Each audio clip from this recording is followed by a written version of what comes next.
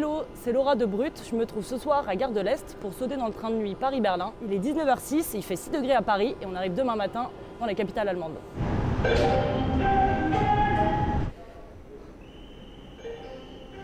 C'est la compagnie autrichienne ÖBB qui a relancé cette ligne en décembre 2023. En 13 heures, le train parcourt près de 900 km. Il part de Paris à 19h12 et s'arrête dans les gares de Strasbourg, Francfort, Erfurt, Halle, pour arriver à Berlin le lendemain matin à 8h26. En tout, la compagnie propose 3 trajets Paris-Berlin par semaine. Le lundi soir, le mercredi soir et le vendredi soir. Pour le retour Berlin-Paris, c'est le dimanche soir, le mardi soir et le jeudi soir. Ça fait économiser un logement, pas besoin de prendre un Airbnb ou un hôtel ou une auberge jeunesse. Et puis ça permet de faire deux choses en même temps, quoi. D'aller à un point A, un point B en dormant, donc pratique. Du coup c'est un peu l'aventure. Oui, ce côté aventure qui est cool aussi. En fait ça me tue qu'on fasse ça. On a payé 160 à deux. Et en vrai, on a un peu une démarche écolo dans le sens où on a envie de prendre le train. Mais par rapport à l'avion, c'est quand même beaucoup plus cher. Et du coup, ouais, faut investir pour un peu, c'est un choix quoi, mais c'est vrai que c'est un peu cher par rapport à l'avion. Concernant le prix, plus on s'y prend tôt, moins c'est cher. Sur son site, la compagnie ÖBB propose différents tarifs pour 3 catégories. Donc par exemple, pour un voyage le lundi 31 mars, la voiture place assise est à partir de 39,90 €, la voiture couchette à partir de 69,90 € et le wagon-lit à partir de 154 €. Moi par exemple, pour une place en train couchette, j'ai payé 79 € et ça ressemble à ça. Il y a un matelas, un drap, une couette et un oreiller chacune. Et il y a de la place pour les bagages en haut. Ici, vous avez une chaîne pour bloquer la porte. Et en haut aussi, vous avez ici pour bloquer la porte. Ok? Les toilettes sont de deux sens, à gauche et à droite.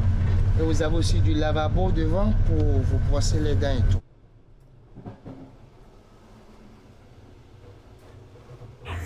Alors en gros, il faut soulever l'assise du siège pour espérer le faire bouger. L'avant de l'assise, délester un peu le poids de son corps et puis se laisser glisser.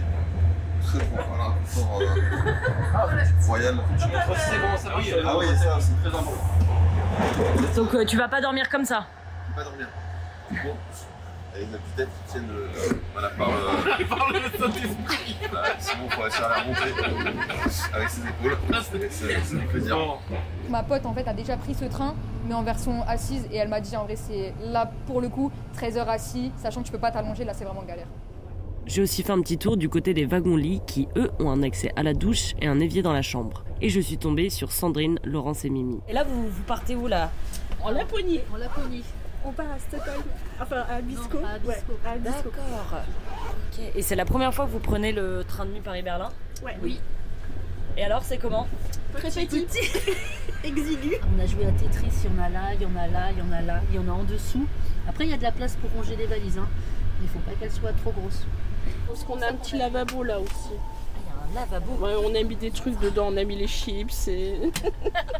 Et là, c'est un peu exceptionnel parce que nous, on fête nos 50 ans d'amitié. Wow. Sur la plage, on s'est tranquillement demandé où on voulait aller. Et puis, Laurence, elle a dit, moi, je veux voir les aurores boréales. Et puis, voilà. Et comme on est toujours en voyage éco-responsable, on voyage toujours en train, en fait. On va à Stockholm demain et après, on va jusqu'à Narvik, en Norvège. D'accord. Et tu t'y resté combien de temps?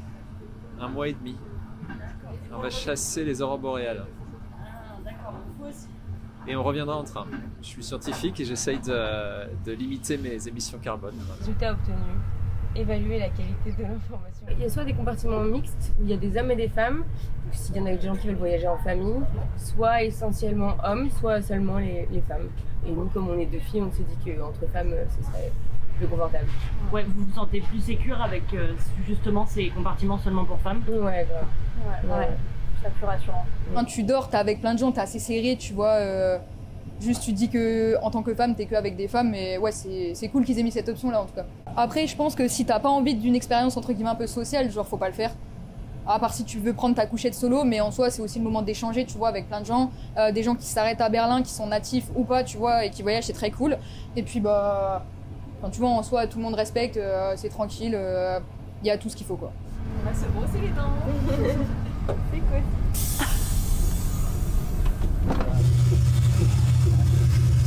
Elle est pas potable, hein, je peux pas. Ah ouais? Ah bon? Elle est marquée là. Bonne nuit. Oui, parce qu'il y a des gens qui font dodo. Cheers.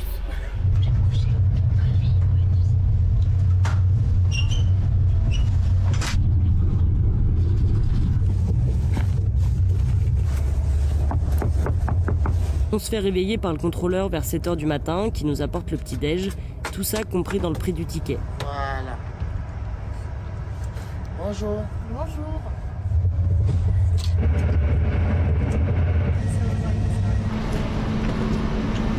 Donc je viens d'arriver à Berlin, il est 8h30 et il fait moins 3 degrés.